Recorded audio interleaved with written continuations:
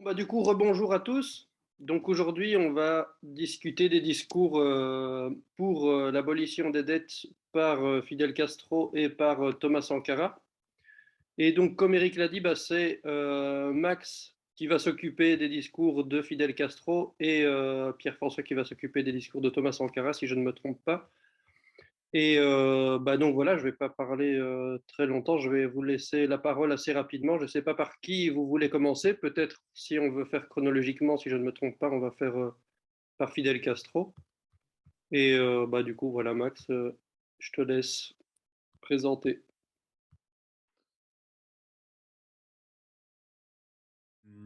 Le combat pour l'annulation de la dette des pays du tiers-monde a été un des grands combats de Fidel Castro, de la vie de Fidel Castro. Et en 1985, il a lancé une campagne internationale pour la constitution d'un front des pays endettés qui sont confrontés à ce moment-là à des dettes insoutenables. On est en pleine crise de la dette qui a démarré au Mexique en 82. Et il prononce, c'est le lien que Eric avait envoyé, il prononce un discours en août 85 à La Havane, dans ce contexte de crise de la dette des pays du Sud, un long discours qui porte spécialement sur ce sujet-là. Et donc, je vais citer une phrase qui résume un peu son propos, qui dit « Nous nous sommes rendus compte qu'en définitive, le mot d'ordre d'annulation de la dette était valable pour tous les pays du tiers-monde. » Donc, Fidel Castro, il estime que il faut abolir la dette pour des raisons économiques d'une part et morales d'autre part. Euh, et il considère aussi que cette abolition de la dette du tiers-monde qu'il réclame doit être octroyée tant par les pays capitalistes, parce qu'on est on est dans un contexte de fin de guerre froide, donc tant par les pays du bloc de l'Ouest que par les pays dits socialistes du bloc de l'Est.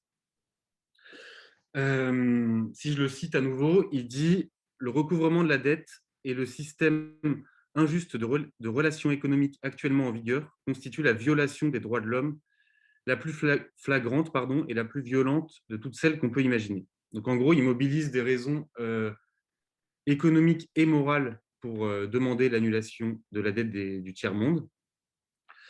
Des raisons morales qui sont, par exemple, il prend l'exemple de d'une partie de la dette du Chili qui a été utilisée par Pinochet pour assassiner ses opposants politiques. Donc, exemple d'une raison morale. Pour les raisons économiques, il souligne plusieurs points, notamment les taux d'intérêt pratiqués qui sont abusifs. Il dit aussi qu'il y a une toute petite portion de la dette dans les pays du tiers-monde et notamment en Amérique latine qui a été utilisée dans des projets utiles et qu'au final, une grande partie a été investie dans l'achat d'armes. Je le cite là, a été dilapidée, gaspillée, détournée. Et nous savons en outre qu'une grande partie n'est même pas arrivée en Amérique latine. Il dit aussi que c'est matériellement impossible pour les pays du tiers-monde de rembourser la dette et ses intérêts. Comment comment il veut s'organiser pour obtenir l'annulation d'une partie de la dette? Fidel Castro appelle à l'unité des pays endettés. Donc, il appelle à l'unité des pays du tiers-monde face au gouvernement des pays les plus industrialisés.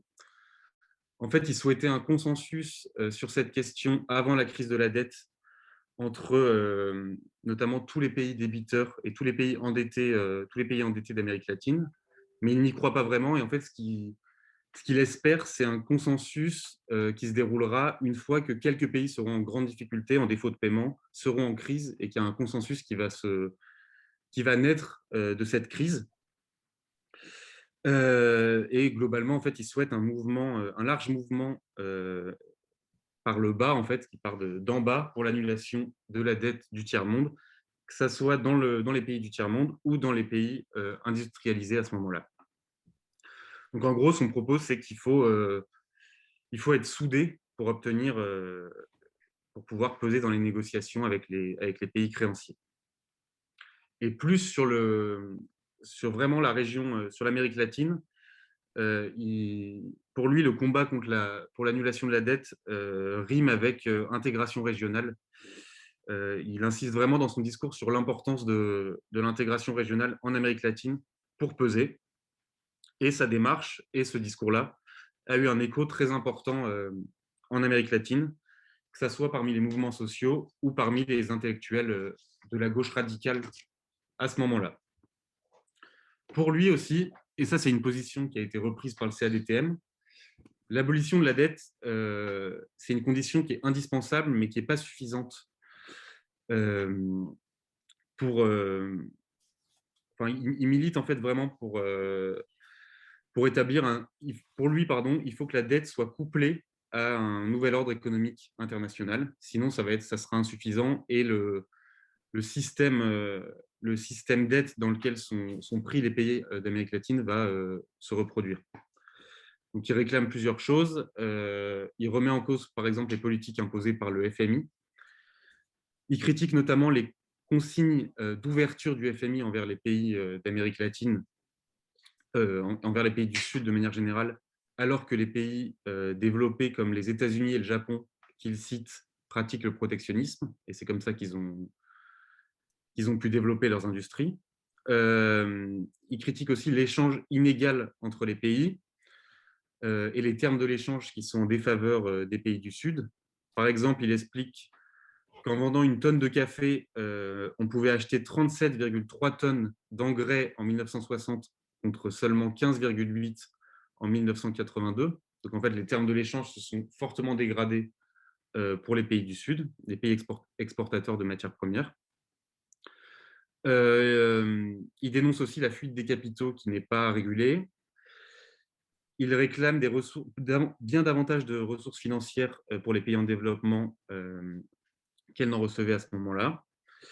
Et il milite aussi pour diminuer drastiquement les dépenses d'armement et les rediriger vers l'instauration du nouvel ordre économique international, vers un système de prix plus juste pour les pays du Sud et pour construire des écoles, des logements et des hôpitaux.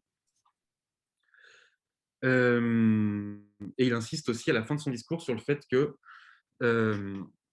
au Sud, le Sud et notamment l'Amérique latine a financé le développement des pays du Nord, notamment des États-Unis, via l'exploitation par ces pays des ressources des pays du Sud, sous la contrainte. Et en gros, il dit que, au vu de cet argument, annuler la dette serait un moindre mal pour ces pays-là. Donc en gros, il réclame l'annulation de la dette et l'établissement d'un nouvel ordre économique international plus juste. À ce moment-là, en Europe, on peut préciser quand même que le CADTM est né dans la foulée de cette campagne internationale pour l'annulation de la dette qui est partie d'Amérique latine, et que Thomas Sankara, dont Pierre-François va parler juste après, qui a été président du Burkina Faso, a repris ce mot d'ordre en tentant de lancer un vaste mouvement africain pour le non-paiement de la dette. Et d'ailleurs, il y avait Thomas Sankara et Fidel Castro entretenaient certains liens. Ils se sont rencontrés, par exemple, en 1983 au 7e sommet des pays non alignés à New Delhi, où ils ont eu un échange assez fourni. En 1984, il y a eu un accord de coopération qui a été signé entre le Cuba et le Burkina Faso sur différents secteurs comme la santé, l'agriculture, l'éducation et les transports. Sankara a également séjourné à Cuba en 1984 et il a fait une deuxième visite à Cuba en 1986. Et voilà, il est fort probable que le discours de Sankara, dont Pierre-François va parler, ait été inspiré en partie du discours de Castro de 1985. Voilà, merci. Merci Max. Du coup, avant de passer au discours de Sankara, est-ce qu'il y en a qui ont des questions? Peut-être Eric, tu veux rajouter quelque chose? S'il y en a qui ont des remarques, des questions, quoi que ce soit, allez-y, c'est le moment. Merci à Maxime. Et vraiment, je voudrais dire que quand j'entends ce qui est en train de se dire, j'ai l'impression d'être aujourd'hui en 2022 encore en Afrique par rapport aux arguments qui avaient été avancés à l'époque. quand on dit, par exemple, la question de l'achat d'armes, aujourd'hui, c'est plus qu'une réalité sur le plan, quand tout ce qui se passe, surtout en Afrique de l'Ouest. Et même de l'autre côté, du côté de la RDC. Il y a aussi la question du gaspillage. Les fonds qui ne sont pas totalement arrivés, je dis c'est plus qu'une réalité. Parce qu'il n'y a pas de contrôle. Nous n'avons pas la tête de voir qu'est-ce qui est fait, qu'est-ce qui n'est pas fait. Et du coup, donc la réalité de toute cette période-là demeure la même. Je voulais juste insister là-dessus pour dire que si on a eu des activités qu'on a menées dans le passé, ces activités demeurent toujours, comment on appelle, comment on va dire, d'actualité. Parce que le système, il est toujours pareil. Et quand on voit, par exemple, dans les pays, toujours, hein, la question de l'hégémonie politique, je ne sais pas si je dois dire ça comme ça, parce que la pression politique aujourd'hui, elle est encore plus forte que jamais. Donc, cette pression-là, elle vient justement avec non seulement la question des ressources, mais aussi de l'endettement. Donc, je voulais faire ces commentaires-là pour dire que je reconnais totalement que ce qui vient d'être dit est quelque chose d'actuel et je voulais remercier la communication qui a été faite. Merci beaucoup, Solange. Alors, ce que je voulais dire, oui, d'abord, un super merci à Maxime parce que je pense qu'il a vraiment très bien résumé l'essentiel des arguments de Fidel Castro. Ce discours est peut-être un parmi une quinzaine de discours de Fidel Castro sur la dette. Il y a 7 ou 8 livres publiés à Cuba avec des discours de Fidel Castro sur la même problématique qui s'étendent sur la période, on va dire, 84 au début des années 1990-1990.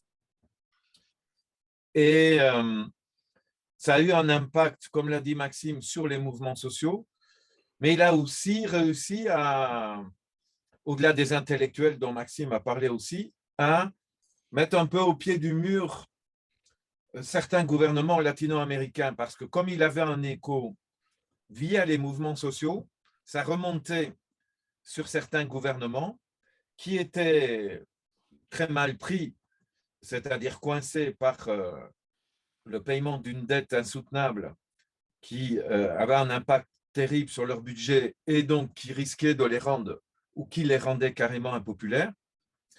Et donc, il y a eu dès ce moment-là des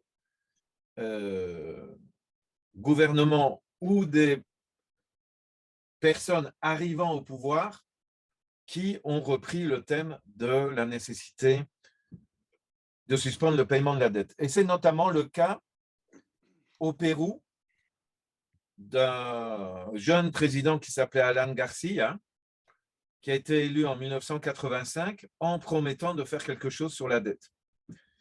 Et il avait mené campagne et le peuple l'a porté au pouvoir pour notamment prendre des mesures sur la dette. Et dans sa campagne, il avait dit qu'il ne consacrerait pas plus de 10% des revenus d'exportation du pays au remboursement de la dette. Il l'a appliqué et ça a eu des résultats très positifs pour l'économie péruvienne pendant toute la période où il l'a appliqué. Je le mentionne parce que c'est un épisode de l'histoire latino-américaine qui est complètement évacué de la présentation de ce qui s'est passé en Amérique latine dans les années 80. On retient surtout, pour l'Amérique latine des années 80, la crise de la dette, l'application de ce qu'on a appelé l'agenda de Washington et les mesures d'ajustement structurel, comme s'il n'y avait pas eu de résistance. Et quand on parle de résistance, on mentionne Cuba, oui, mais on ne mentionne pas le Pérou. Or, le Pérou est un exemple là d'un gouvernement d'un pays qui était capitaliste, c'était un gouvernement nationaliste, qui a pris des mesures fortes et qui ont donné des résultats. Donc, c'est important d'en parler. Moi, j'en parle dans mon livre Banque mondiale et je décris cette expérience-là à partir de la page 278-278. Du côté de Cuba aussi, il faut dire que Cuba a mis en pratique son appel et a suspendu le paiement de la dette à partir de 1986.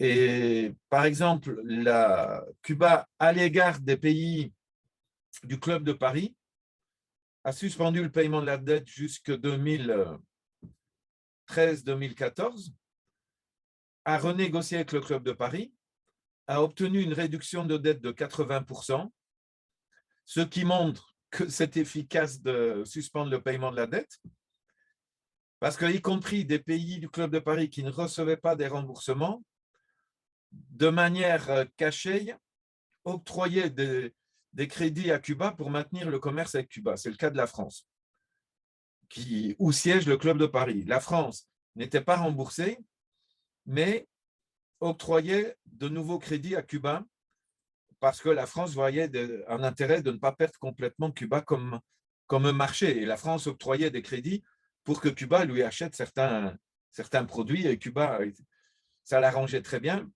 parce que Cuba est victime de l'embargo des États-Unis.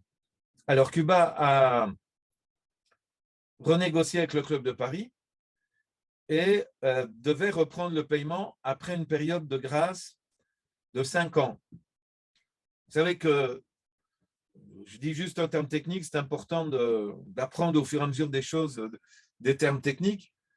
Il arrive que quand il y a une restructuration de dette, les pays endettés obtiennent que pendant 2 ans, 3 ans, 4 ans, 5 ans, les paiements ne doivent pas reprendre.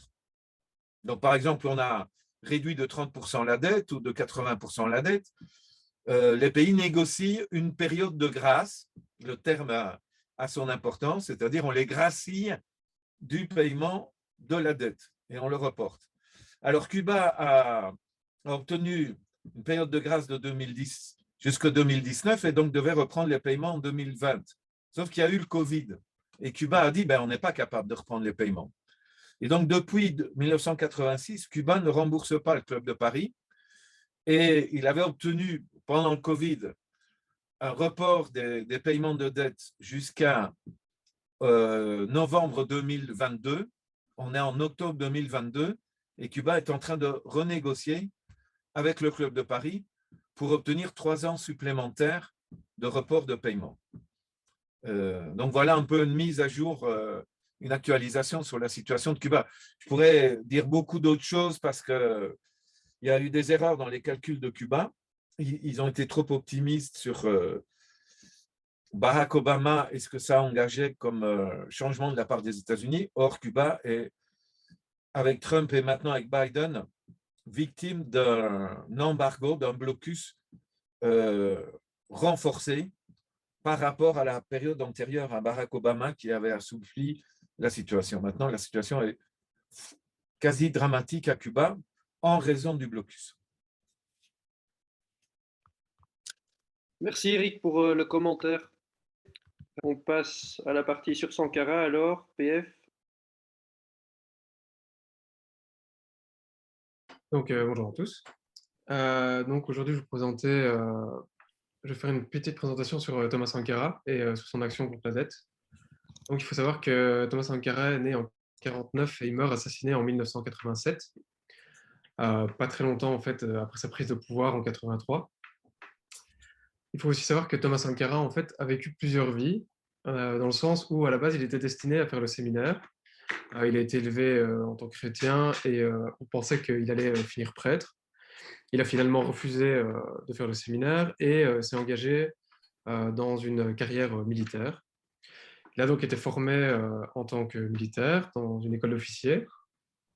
Et lors de sa formation, il se fait déjà remarquer parce que en fait, il va rejoindre la Ligue des jeunes officiers communistes et il va aussi lorsqu'il sera nommé à une fonction de formation, former en fait tous les militaires qui sont sous son commandement à des notions de politique, de sociologie, parce que pour lui, en fait, un militaire qui n'avait pas de formation politique et sociologique était un criminel de guerre en puissance. Donc déjà à ce moment-là, il se fait très remarquer. Il sera ensuite nommé Premier ministre en mai 83. C'est à ce moment-là aussi qu'il rencontrera Fidel Castro avec une délégation importante. Et il sera ensuite suspendu de ses fonctions et mis en résidence, jusqu'à sa mise en résidence surveillée, pardon, jusqu'à sa prise de pouvoir, où il deviendra président en août 83. Il faut savoir que Sankara est toujours aujourd'hui en fait un modèle puissant pour la jeunesse en Afrique, parce qu'il a fait énormément de choses. Il a eu en fait une présidence très courte, puisque c'est seulement 83 en 87, mais il a fait énormément de choses dans son pays. Donc on ne va pas seulement parler de la dette, on va aussi parler de tout ce qu'il a fait.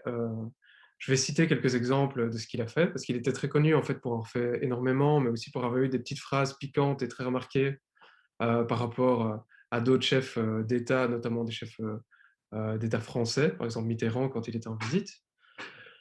On parlera aussi de son discours au sommet de l'OUA, donc l'Organisation de l'Unité africaine, pour lequel il est très connu.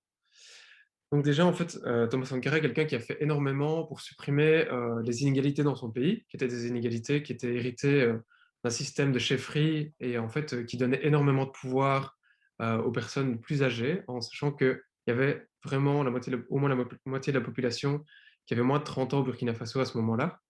Et en fait, il a réussi à redistribuer les terres, etc., qui étaient contrôlées par un système de chefferie qui était souvent géré par des personnes beaucoup plus âgées qui possédaient le pouvoir de par le fait qu'ils possédaient en fait les terres et le droit sur les terres. Donc, les gens travaillaient quand ils étaient jeunes très longtemps pour leur père, pour leur grand-père ou simplement pour des personnes plus âgées qui possédaient des terres et qui en prenaient tous les bénéfices. Il a également fait énormément pour le droit des femmes. Ça, c'est très important à savoir parce que, en fait, il a amélioré énormément la condition de la femme au Burkina Faso pendant son mandat présidentiel. Il a notamment supprimé la dot, qui était donc le système avec lequel on propose une contrepartie lorsqu'on marie une femme. Il y avait le système de mariage forcé également qu'il a tenté d'abolir, qu'il a aboli. Il a aussi essayé d'abolir le polygamie, ce qu'il n'a pas réussi à faire exactement, mais il a réussi à mettre en place le fait qu'il fallait l'accord de la première femme pour prendre d'autres épouses. Il a aussi aboli l'excision. Et il a enfin fait une proposition aussi très importante de salaire vital de la femme, qui serait prélevé en fait sur le salaire du mari pour donner l'indépendance, beaucoup plus d'indépendance aux femmes, ce qui n'était pas du tout le cas à ce moment-là. Alors il a fait aussi des actions qui étaient très remarquées par rapport à la condition de la femme, comme par exemple, il a empêché l'accès au marché aux hommes pendant toute une journée, aux femmes, pardon, ce qui rendait obligatoire aux hommes d'aller faire les courses sur le marché, puisque les femmes n'y avaient pas accès, à part les vendeuses. Et en fait, tout ça, il l'a fait pour que les hommes puissent se rendre compte de ce que c'était d'aller sur le marché, qu'ils se rendent compte effectivement des prix, qui en général étaient assez élevés et qui étaient reprochés souvent aux femmes d'acheter des biens qui étaient trop chers ou quoi que ce soit, mais les hommes qui n'avaient jamais mis les pieds sur le marché. Donc en fait, il a fait pas mal d'actions comme ça, parfois qui étaient assez symboliques. Donc là, on va passer sur un autre registre, mais par exemple, il a baissé son salaire quasiment dès son arrivée au pouvoir. Il a aussi baissé le salaire de ses ministres et des parlementaires, qui étaient des salaires excessivement élevés. Il a supprimé pas mal de privilèges dans la caste politique notamment, tels que par exemple les vols en première classe, qui étaient totalement courants et où les ministres avaient droit à du champagne et faisaient des vols d'affaires couramment. Et donc il avait des phrases un peu piquantes comme l'avion décolle et atterrit en même temps, je ne vois pas pourquoi est-ce qu'on devrait prendre des vols de première classe. C'était une habitude qu'il a faite au fur et à mesure de sa présidence. Il a également supprimé les Mercedes qu'il a remplacés par des Renault pour lui comme pour tous ses ministres. Il a également mis à des postes très importants des femmes comme ministres. Donc, ce n'était pas ministre de l'égalité ou quoi. Il a donné des postes, des ministères assez importants à plusieurs femmes dans son ministère. Il voulait également supprimer des privilèges tels que des bureaux climatisés, etc., parce qu'il considérait qu'il fallait faire des économies et que ça passait aussi par lui. Et donc, en fait, il avait simplement de simples ventilateurs et des rideaux épais qui bloquaient la lumière du soleil. Ça paraît aujourd'hui un peu anodin comme ça et très symbolique, mais en fait, c'était quelqu'un qui fonctionnait par l'exemple et qui pensait que c'était très important de montrer que lui-même faisait des efforts pour la patrie. Donc, il a fait pas mal en fait de mesures comme ça. Il a aussi aboli les procédés militaires qui mettaient beaucoup à contribution, les privilèges pardon, des militaires qui mettaient beaucoup à contribution. Donc, les militaires participaient aux grands travaux du pays, ce qui était très important pour lui. Par exemple, il a supprimé les prêts qu'il voulait faire au FMI ou à la Banque mondiale parce qu'il estimait que c'était une manière d'asservir l'Afrique et c'était encore une manière de néocolonialisme. Et donc, il a mis les paysans et il a mis aussi l'armée à disposition pour les grands travaux tels que des lignes de chemin de fer dans le nord du pays. Donc, c'est quelqu'un qui a en fait vraiment mis à contribution l'appareil d'État constamment pendant la présidence au service du peuple. Et c'était toujours très important pour lui. Donc, pas de grandes villas de luxe, pas de voitures de luxe. Il était toujours disponible apparemment et accessible dans sa résidence quand on voulait venir le trouver. Ensuite, il a aussi fait dans d'autres mesures symboliques. Par exemple, son père a été malade à un moment donné. On lui a proposé d'aller faire opérer son père à Paris. C'est quelque chose qu'il a refusé parce qu'il ne voulait pas qu'on croie qu'il était privilégié par rapport aux autres simples personnes du peuple. Donc, son père était en danger de mort, mais c'était tellement important pour lui de montrer qu'il n'était pas au-dessus des autres, qu'il a refusé qu'on transfère son père dans un hôpital à Paris pour se faire opérer. Et il a dit qu'il se ferait opérer comme tout le monde, comme les simples burkinabés, par un médecin burkinabé dans un hôpital burkinabé. C'était très important pour lui.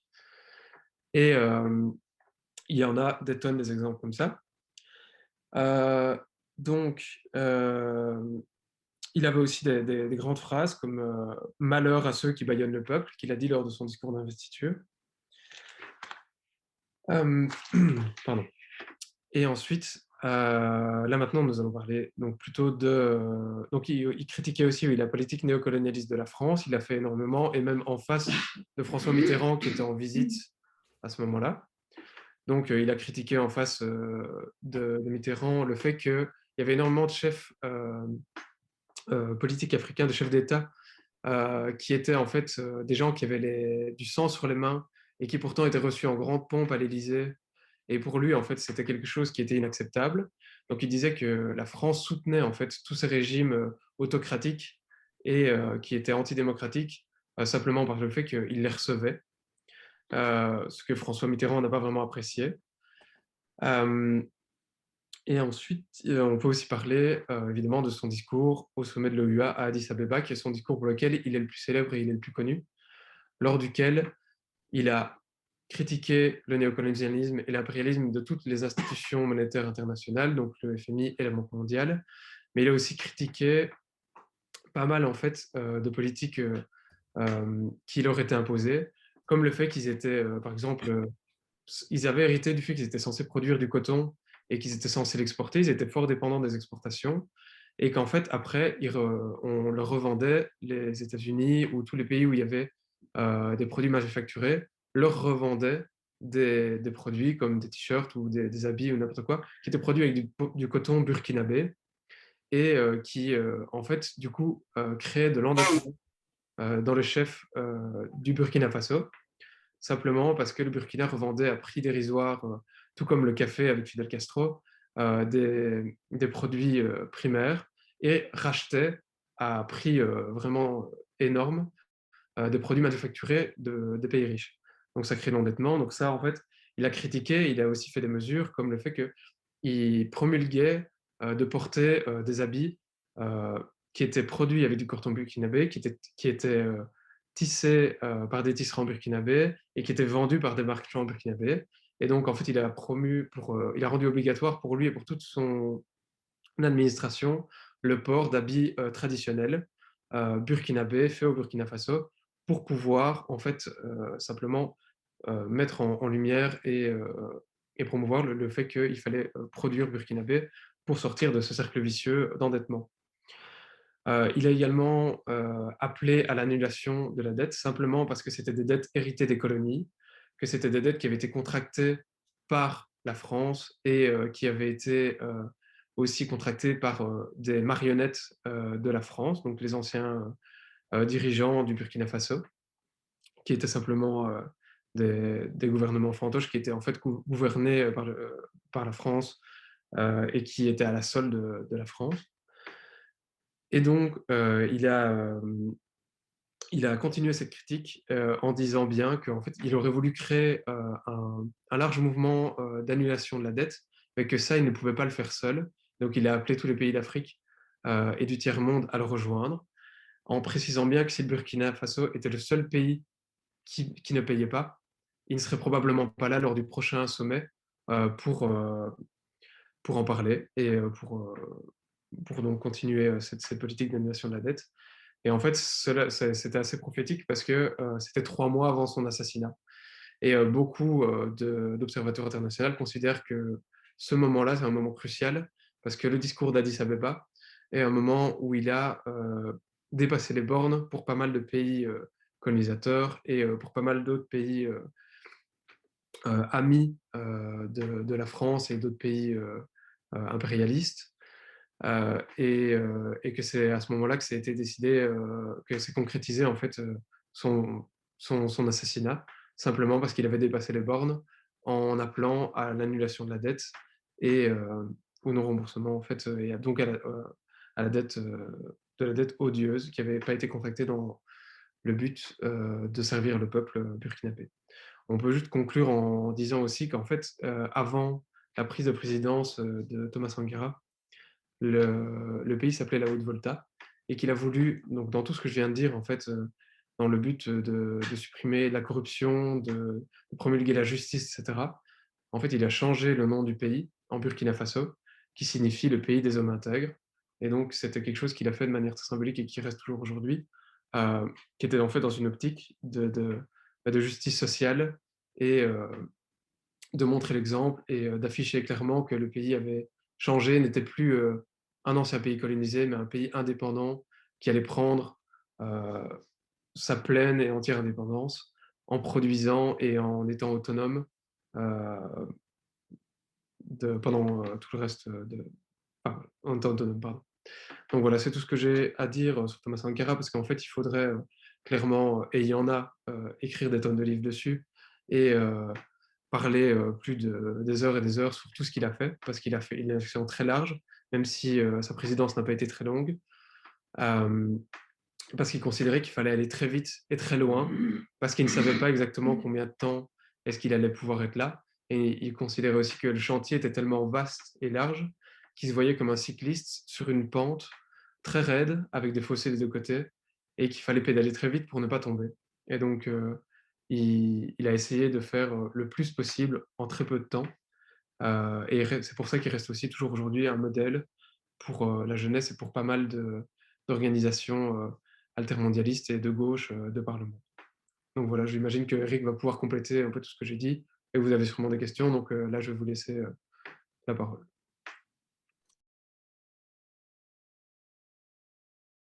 Des petites mains levées, des micros qui se désactivent, non? Bon, bah peut-être après ton intervention, Eric, si je suis sûr que tu as quelque chose à rajouter. Mais par rapport à Thomas Sankara, oui, moi je trouve impressionnant tout ce qu'il a pu faire en aussi peu de temps. Il est aussi l'exemple, comme tu l'as dit, Pierre-François, de quelqu'un, et en fait, il n'est pas le seul, de quelqu'un qui passe de la carrière militaire à l'action politique, tout en voulant une démocratisation réelle et une participation très active du peuple. Cela fait penser à Hugo Chavez, qui n'avait rien d'un militariste, qui était extrêmement ouvert au rôle des mouvements sociaux. Et c'est aussi pour avoir en tête que pour des jeunes des classes populaires dans les pays du Sud global, la carrière militaire, en tout cas pendant une période assez longue, mais c'est encore le cas dans une série de pays, c'est la possibilité d'avoir accès à une éducation, à une formation.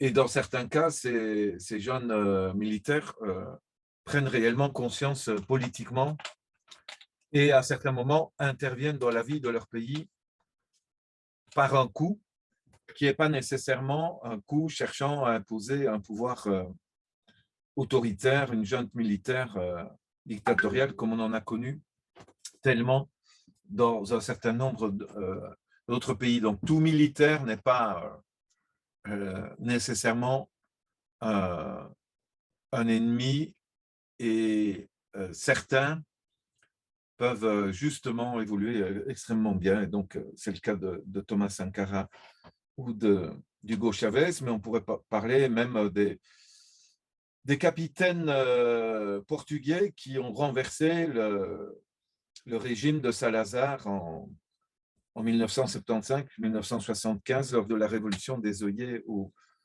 Portugal et qui ont décrété l'indépendance des colonies portugaises en se solidarisant des mouvements de libération comme le PAIGC en Guinée-Bissau ou le MPLA au Mozambique ou le MPLA en Angola, le Frelimo au Mozambique et le Fretilin à Timor oriental. Donc ça, c'est une première remarque. La deuxième remarque, c'est que le discours à Addis Abeba, je l'ai réécouté pour la 5e fois. J'y découvre chaque fois quelque chose de nouveau. Parce qu'il est, là pour compléter ce que tu disais, Pierre-François, il est vraiment très critique à l'égard aussi de ses collègues chefs d'État. Comme tu dis, il est allé certainement, entre guillemets, trop loin. On ne va jamais assez loin, je pense, d'une certaine manière. Mais il les a carrément, il s'est moqué d'eux. Hein. Il leur a dit, si vous voulez continuer à rembourser la Banque mondiale et le FMI, n'hésitez pas à prendre l'avion, quoi. Allez-y à Washington et quittez la Réunion. Mais en disant ça, il savait très bien qu'il parlait de gens réels qui étaient en face de lui et qui faisaient ça.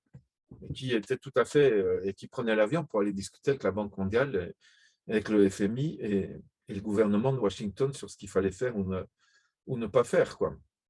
Et il y a effectivement dans son discours tout le raisonnement sur la nécessité d'un développement endogène et pourquoi la crise de la dette. Et donc son discours mérite vraiment d'être lu, d'être écouté encore et toujours. Et dire enfin que on a écrit là-dessus l'action de sa veuve, Mariam Sankara, qui vit en exil à Montpellier, et de toute une série de forces en Europe, au Burkina et dans d'autres pays, ont amené finalement à ce qu'il y ait un véritable procès, suite dans la foulée du grand soulèvement populaire qui a dégagé Blaise Compaoré,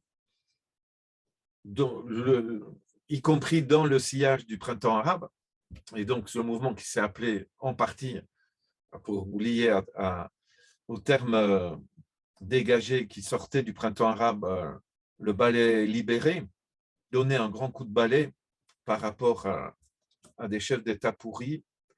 Et dans la foulée de ça, il y a eu finalement un procès et Compaoré et ses complices ont été reconnus coupables et condamnés à des peines de prison importantes de plusieurs dizaines d'années. Mais tout ça par contumace, puisque Compaoré était en exil en Côte d'Ivoire et n'est pas du tout désireux que sa peine soit exécutée au Burkina Faso. Je sais qu'il a fait un saut au Burkina Faso, je crois qu'il est retourné entre-temps en Côte d'Ivoire, Solange j'en sais peut-être plus, ou d'autres. Et donc, c'est encore une bataille qui continue pour que Compaoré réellement là, soit forcé d'exécuter sa peine. Et enfin, j'ai mentionné sa veuve, mais c'est vraiment très important parce que moi, j'ai eu l'occasion de donner des conférences avec elle à Montpellier, à Marseille. Et je sais que Compaoré a essayé de l'acheter alors qu'elle vit dans une situation très précaire. Il a essayé d'acheter l'abandon de poursuite contre lui. Et elle a toujours refusé. Il lui proposait une pension, une indemnité, c'est-à-dire de toucher l'indemnité d'un chef d'État mort de manière naturelle, puisqu'on avait décrété que Thomas Sankara était mort de mort naturelle, vous imaginez, alors qu'il a été exécuté purement et simplement avec rafale de fusils mitrailleurs tirés à bout portant. Et c'est le courage aussi de cette femme qui est à saluer, quoi. Voilà, j'ai fini. Merci Eric pour le complément et merci Pierre-François pour la présentation. C'est vrai que je ne t'ai pas remercié. Est-ce que quelqu'un a une question ou même un commentaire, une remarque, une information à ajouter ou quoi que ce soit? Ah, il y a Dominique qui a une question. Ben, Dominique, tu peux y aller. Oui, en fait, actuellement, où est-ce qu'on voit qu'il y a des perspectives des perspectives qui iraient dans le sens de relancer un peu cette volonté de abolir une partie des dettes, etc. Où est-ce par exemple en Afrique particulièrement, je ne sais pas, je ne vois pas où on a vraiment cette impulsion quelque part. Je ne sais pas si je suis claire. Si. Oui, oui, tu es clair. Je ne sais pas qui veut répondre. Moi, je peux dire quelque chose, mais s'il y a d'autres qui veulent… Si je peux prolonger sur la question, ça va un peu dans le même sens que Dominique. Oui, vas-y. Merci. Oui, alors en fait, quand on reprend un peu l'œuvre de Sankara, quand il appelle à l'annulation de la dette, lui, en ce qui le concerne, parallèlement, il mène une politique visant à une véritable émancipation et à une voie alternative pour développer, je ne sais pas si on peut employer ce verbe-là, son pays. Et donc, du coup, moi, il me semble que ça pose également une autre question à laquelle on est parfois confronté, hein, y compris en tant que personne qui apprend à l'abolition des dettes illégitimes, c'est la question politique. C'est-à-dire que souvent, une question que l'on reçoit, c'est oui, mais enfin bon, si on annule les dettes face à des responsables politiques irresponsables, est-ce que ça a un sens, hein? Et du coup, voilà, donc moi j'aimerais un peu prolonger la question dans ce sens-là, c'est-à-dire que moi je ne vois pas d'autres personnalités politiques africaines qui sont sur les deux pieds, c'est-à-dire à la fois l'annulation de la dette, mais aussi politique économique et autres responsables dans l'intérêt des populations. Là, les quelques personnes que j'entends tenir un discours de ce type, ce ne sont pas non plus des personnes qui sont prêtes à couper le pont avec un certain système. Donc, c'est un peu. Et nous, quelle réponse on peut donner à ça? Le fait que, d'un côté, le fait qu'on appelle à annuler les dettes, mais qu'on est face à des gouvernements qui sont, dans leur quasi-totalité, irresponsables et pas préoccupés au premier chef par l'intérêt de leur population. Oui, ça se complète vraiment, oui. Eric, si tu veux répondre. Oui, mais je pense que je suis d'accord avec Régis. Puis je vais répondre à Dominique. Je ne connais pas, au niveau d'un chef d'État africain, quelqu'un qui, comme Sankara, combinait la demande d'annulation des dettes à une vision d'ensemble, à la fois pour un développement endogène de son pays, favorable à son peuple, endogène, donc autocentré, c'est-à-dire basé sur la mise en valeur à la fois des richesses naturelles et des richesses humaines du pays, sans faire appel d'une manière déterminante à la soi-disant aide extérieure, sans vouloir et en refusant de suivre un modèle déterminé à partir du Nord. Je ne vois pas de personne de ce type-là aujourd'hui étant en position de chef d'État ou de gouvernement en Afrique. On a eu Lumumba avant Sankara, d'une manière moins radicale, mais quand même importante, Nkrumah au Ghana, Nyerere en Tanzanie. D'une manière plus modérée, Sylvanus Olympio au Togo. Modibo, enfin, le chef de l'État malien, après l'indépendance. On a eu bien sûr avec l'Algérie la présidence de Ben Bella de 62 à 67. Nasser en Égypte du milieu des années 50 jusqu'à sa mort, mais surtout les premières années.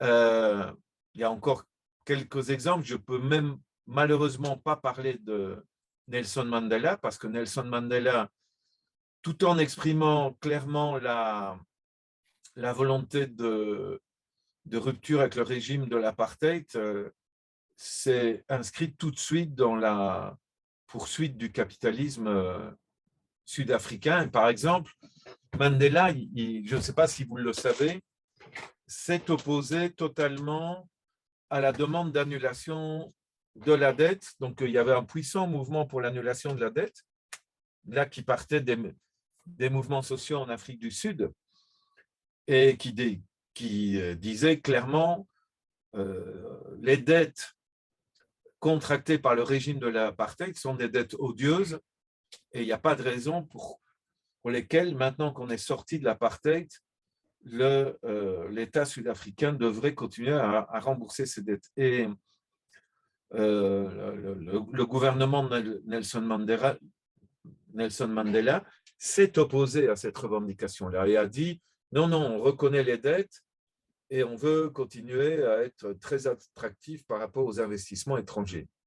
Donc, si je prends la situation d'aujourd'hui, il y a bien Malik Sall, qui est le chef du gouvernement ou le président du Sénégal, qui a appelé à l'annulation de la dette de l'Afrique dans le contexte de la pandémie de coronavirus.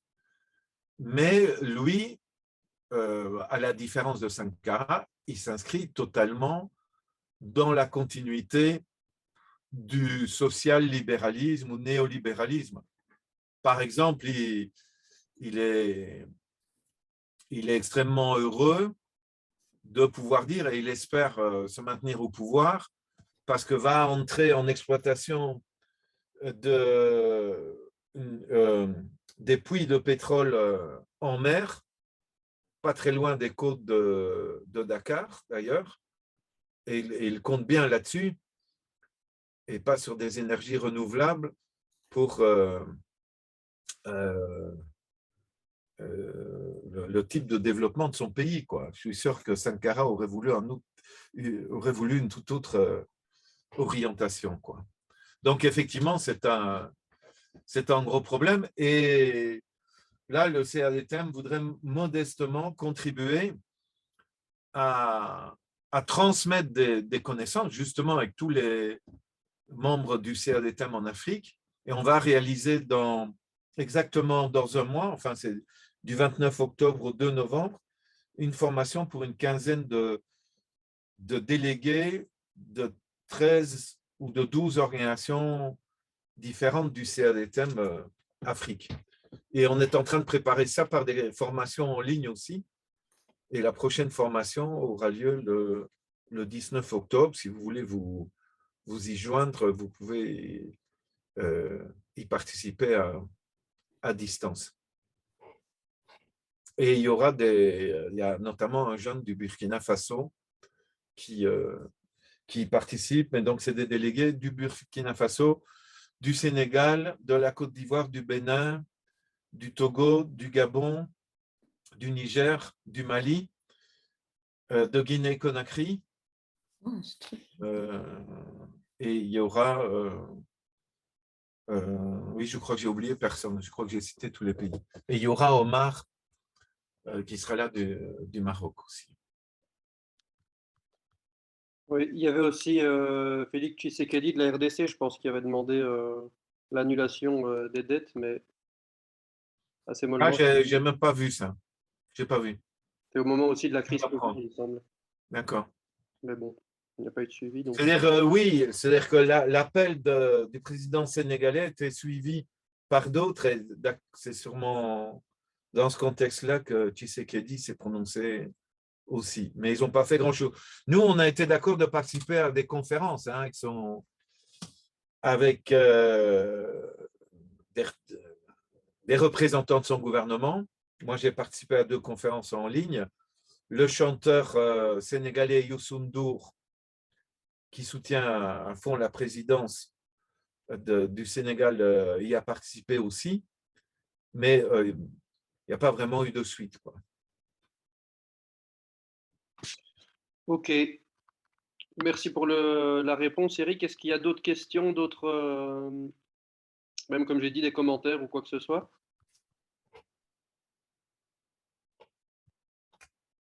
Non. Bonjour. Bonjour Ibrahim. Bonjour, c'est Ibrahim Souley depuis Montréal. Enchanté. J'ai juste 2 commentaires à ajouter, par exemple, par rapport aux œuvres de Sankara. Et merci beaucoup aux conférenciers de nous avoir relaté des faits historiques aujourd'hui qui ont des effets surtout par rapport aux actes posés par Sankara, sur la génération actuelle africaine, et d'ailleurs qui revendique l'héritage de Sankara en termes de résistance et puis aussi de lutte contre le colonialisme. Et dans cette perspective, Sankara a inspiré beaucoup la génération au-delà de la demande de l'annulation de la dette qui effectivement, si ça devient une réalité, permettrait de booster les économies africaines. En son temps, il a aussi œuvré beaucoup dans ce secteur en mettant en place des infrastructures économiques en termes routiers pour connecter les différentes villes du Burkina et surtout les localités dans lesquelles il y a des productions agricoles énormes par rapport, par exemple, aux mangues et autres types de fruits, afin que les paysans et les paysannes puissent acheminer les produits dans les grandes villes au niveau des marchés pour écouler les marchandises. Et aussi, il a pu faire ce qu'on a appelé en son temps les retenues d'eau, parce que le Burkina est un pays pratiquement qui n'est pas traversé par un fleuve. Il a eu le génie de construire partout des retenues d'eau lorsque la pluie arrive, et ces différentes retenues d'eau permettaient au village de pouvoir faire des productions agricoles, des jardins, ainsi de suite. Donc, Sankara, en un rien de temps, a permis, avec ses actions, a permis au Burkina d'avoir un marché local et une économie locale qui permettait aux paysans de vivre dignement. Avec des efforts personnels, comme vous l'avez dit, effectivement, il a impliqué tout le monde dans ce processus, comme les militaires et aussi les vrais paysans du Burkina profond. Donc ça, c'est des réalisations aujourd'hui qui inspirent la génération africaine et qui pense que rien n'est impossible, tout est possible, parce qu'on a vu des actes concrets posés par des jeunes comme Sankara. Donc, je pense que ça mérite d'être dit ici pour montrer l'œuvre de cette digne personne pour l'Afrique et pour l'humanité en termes d'indépendance et de souveraineté de l'humain en grande tâche. Donc, au-delà de ça, par rapport à la question de Madame, que Eric a donné une réponse claire, surtout au niveau des chefs d'État, et qu'il est très difficile aujourd'hui de voir des chefs d'État qui peuvent prendre une telle position de demander ou bien de revendiquer l'annulation de la dette quand on observe ses conséquences désastreuses sur les secteurs sociaux de base, surtout en particulier. Et en tout cas, il faut tirer un chapeau, bien que c'est à moitié. Et au niveau de la base, les acteurs de la société civile, notamment l'un des grands acteurs de ce mouvement, le CADTM, ont beaucoup contribué, comme Eric l'a dit, effectivement, en termes de la vulgarisation et de l'appropriation des connaissances de façon très simple et accessible sur les mécanismes et le processus de l'endettement des pays, de ses conséquences sur les populations locales. Ça a créé une dynamique au niveau de beaucoup d'États africains, beaucoup de pays africains, qui ont permis à plusieurs générations en son temps de s'approprier et de mener une lutte farouche contre l'endettement de l'Afrique. C'est vrai que on n'a pas eu les résultats escomptés, mais il faut reconnaître que, en tout cas pour ce qui est du Mali où je résidais à l'époque pendant des années, ça a permis une construction citoyenne politique sur cette question et plusieurs d'autres thématiques comme les règles de l'OMC, etc., etc. Et aujourd'hui au Mali, on voit les résultats pas à long terme et il y a eu beaucoup d'efforts qui ont été faits sur ce plan à travers plusieurs forats, plusieurs activités, les questions des activités France-Afrique. En tout cas, c'était vraiment une dynamique qui aujourd'hui a permis de voir émerger plusieurs générations qui s'approprient déjà de ces luttes passées et qui font porter le discours de l'anticolonialisme. Aujourd'hui, c'est le panafricanisme qui a pris le dessus, mais ce qui n'est pas regrettable, qui manque, c'est effectivement de prendre des thématiques comme l'endettement dans cette dynamique pour pouvoir davantage, surtout compte tenu du contexte actuel du rapport de force qui est en train de s'établir au niveau de la société civile africaine en termes de revendications anticoloniales. Si on insère des thématiques comme l'endettement pour pouvoir encore booster cette dynamique, moi je pense que ça pourrait apporter beaucoup. Donc toute la grande question maintenant, comment ce grand mouvement qui a fait ses preuves et qui continue à exister pourrait injecter, encore ramener surface de manière plus forte la question de l'endettement de l'Afrique dans cette grande dynamique mouvement panafricain qui est en cours. Je vous remercie. Merci à toi, Ibrahim, pour le commentaire. J'avoue que du coup, je ne sais pas si c'était un commentaire ou une question pour laquelle il faut une réponse. Eric, est-ce que tu as envie d'enchaîner?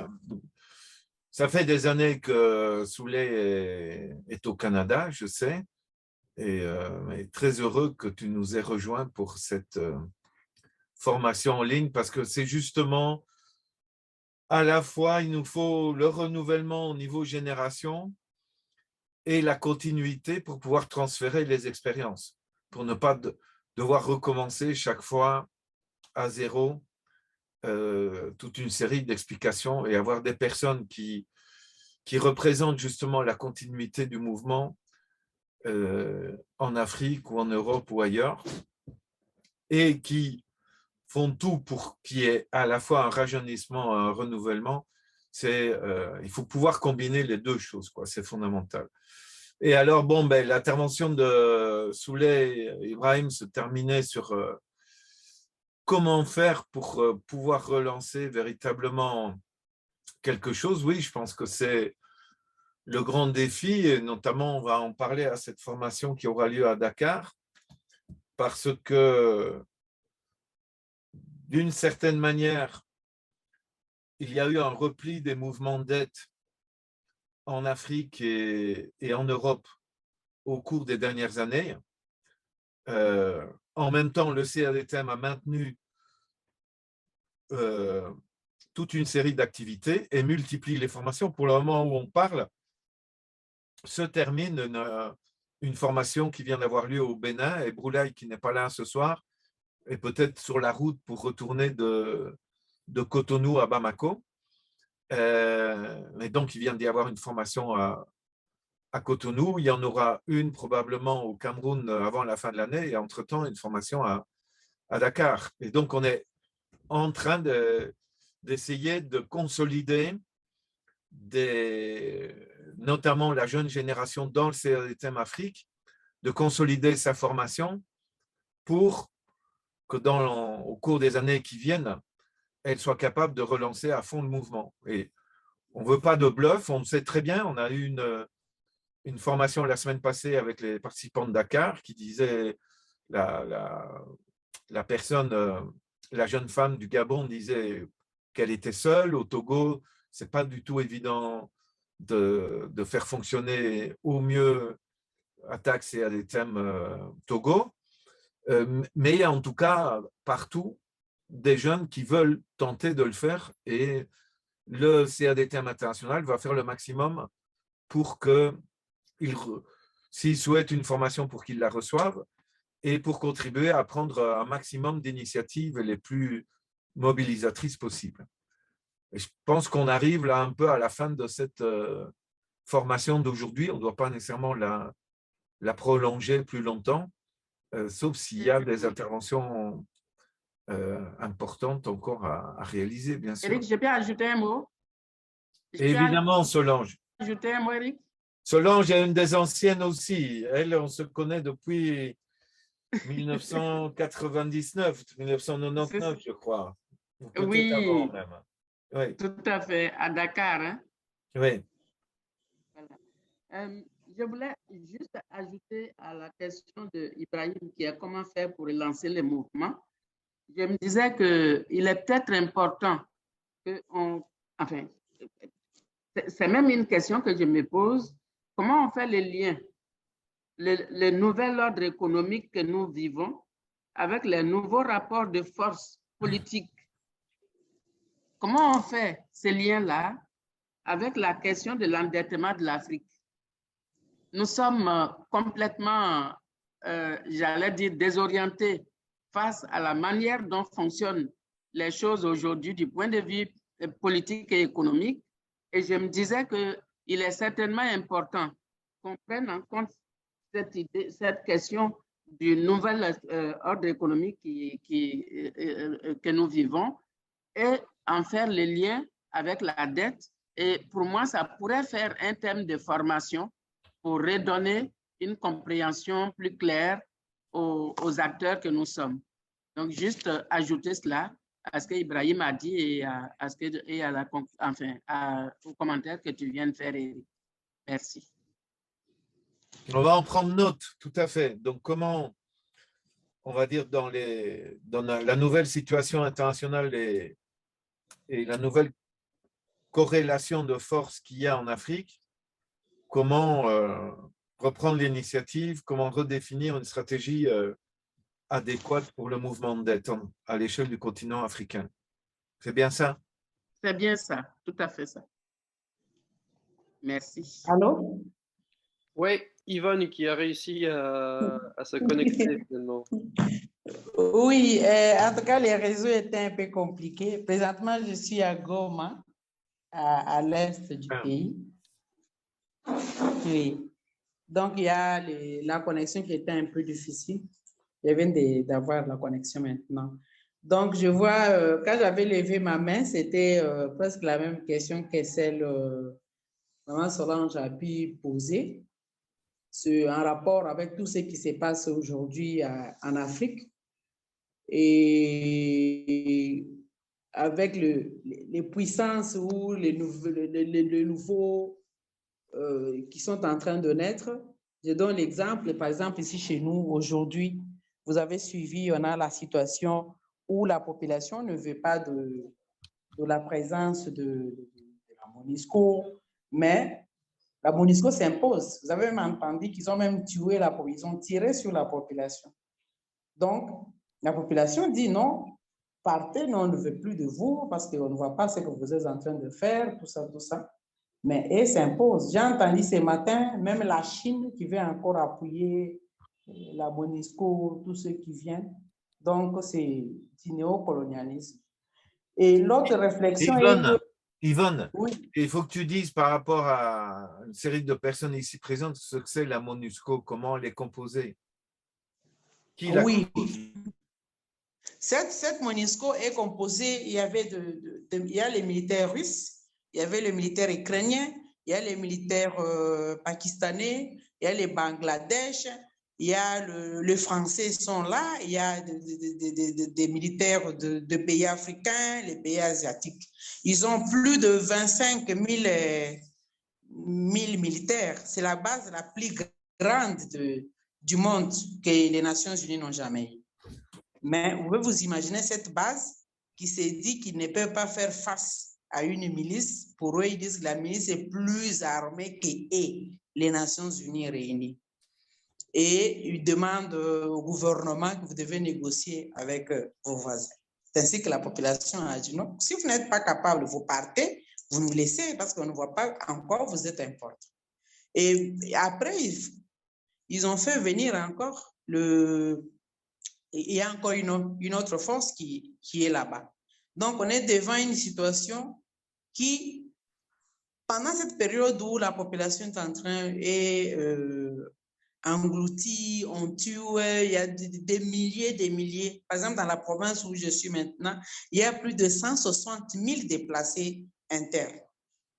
C'est 160 000 déplacés, ménages, 160 ménages de déplacés internes qui vivent dans des conditions impossibles. Quand vous regardez, vous pouvez voir de larmes aux yeux. Mais quand vous entendez hier, les fameux représentants des Nations Unies qui avaient déclaré qu'il est incapable de faire face aux milices, lui, ce qui l'intéresse, ce sont les élections. Nous voulons voir les calendriers, donnez-nous les budgets. Et les pays, ils ont réclamé si on pouvait même lever l'embargo. Les pays qui ont agressé sous embargo, mais il y a des milliers de militaires qui viennent d'ailleurs, qui sont là. Donc, je pense que c'est les mêmes cas dans d'autres pays qui sont en conflit, comme peut-être le Mali et autres. Ces forces-là sont là. Donc, on comprend maintenant que ces forces sont des bras du système impérialiste, donc les forces de Nations Unies. C'est ainsi que j'aurais voulu qu'on puisse avoir aussi les discussions profondes sur les rôles réels de différentes missions de Nations Unies dans le monde, les soi-disant missions d'imposition de la paix, mais qui ont tué les gens. Ils ouvrent le feu, ils ont tué plus de 6 civils. Ils ont ouvert le feu sur les civils, ils les ont tués. Voilà ce qui était mon intervention. Merci beaucoup, Yvonne. La situation est effectivement très dure et j'écoutais les informations aussi ce matin sur le Burkina Faso, puisqu'il y a eu un nouveau coup d'État au Burkina Faso et avec les jeunes manifestants exigeant le départ des Français qui sont considérés comme, qui sont détestés, au point que une partie des manifestants, et c'était vrai aussi au Mali, se félicitent de la présence de l'armée privée russe Wagner et considèrent que les Russes sont beaucoup mieux que les Français, quoi. Ce qui montre la complexité et la confusion dans la situation, parce que nous, on sait très bien que ce n'est pas une armée privée comme Wagner qui va résoudre les problèmes du Burkina Faso, du Mali ou de la République démocratique du Congo. C'est si les Africains prennent vraiment en main eux-mêmes leur sort, quoi.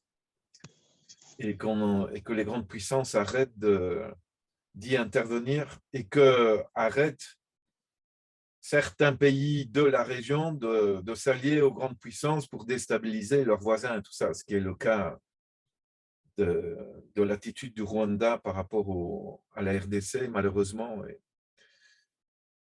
Et ça demande aussi une analyse suffisamment subtile, fine, pour bien prendre en compte la réalité locale. Mais en tout cas, un très grand merci, Yvan, dans ces conditions-là, depuis si loin, depuis Goma, de chercher à te connecter pour être en ligne dans cette formation, quoi. C'est très important. réaliser, de montrer aussi que le réseau CRDTM est un véritable réseau international où les différentes composantes s'expriment. J'en profite pour dire que Camille Chalmers, qui était connecté, m'a écrit par WhatsApp qu'il n'était pas en mesure de prendre la parole parce que sa connexion Internet n'était pas suffisante. Mais je suis sûr que s'il avait pris la parole, il aurait dit que ce que tu viens de dire sur la MONUSCO, ils avaient exactement la même analyse de la MINUSTA, qui est la force des Nations Unies qui occupe Haïti et qui ne sert en rien les intérêts de la population haïtienne qui a exactement la même réaction que ce que tu as décrit pour la réaction de la population locale à Goma qui se demande ce que cette énorme force multilatérale de casque bleu qui coûte très cher, à quoi elle sert réellement, quoi. Donc, c'est justement de notre capacité à maintenir un réseau international et de le renforcer entre des gens qui sont en Amérique latine, en Europe, en Afrique, en Asie, pour reconstruire un solide mouvement anti-dette et se relier à toutes les structures pour l'émancipation et favoriser les convergences. C'est bien ça le rôle que nous devons jouer, quoi. Et juste terminer en disant que on est en train, cette semaine, de boucler une brochure sur la dette de l'Afrique, entièrement rédigée par des membres du CRDTM Afrique. Très concrètement, les personnes qui ont rédigé cette brochure, c'est Luc Mukendi depuis Lubumbashi, Agnès Metougou depuis Douala au Cameroun, Jean Nanga depuis Pointe-Noire au Congo-Brazzaville, et Broulaye depuis Bamako, et Omar depuis Agadir. C'est eux qui ont écrit tout le texte de cette brochure. Donc moi, je viens juste de la relire entièrement, de faire des petites propositions pour l'édition. Et Maxime, qui a introduit tantôt sur Fidel Castro, reprend la main à partir de maintenant. Je viens de lui envoyer le texte juste avant la réunion. Il va peaufiner l'édition. Puis le boulot final, ce sera Anaïs Carton, jeudi, et on aura cette brochure pour la présenter à Dakar à la fin du mois. Et on la présentera aussi au Parlement européen. Et c'est probablement, on te demandera, à Yvonne, et à toi, Solange, d'intervenir en ligne lorsqu'on fera la présentation au Parlement européen, quoi. Mais avant ça, on vous enverra le texte complet, évidemment, dans les jours qui viennent et les semaines qui viennent. Ok, Eric. Si on peut aller vers la conclusion, on voulait proposer de faire une photo collective. Alors, moi, j'ai toujours pas compris comment on organisait l'écran pour que… Avec un grand sourire et en levant le poing, peut-être, non? Pour l'annulation de la dette. Très bien. À une prochaine. À bientôt. Au revoir. Bonne soirée. Merci, au revoir. Merci.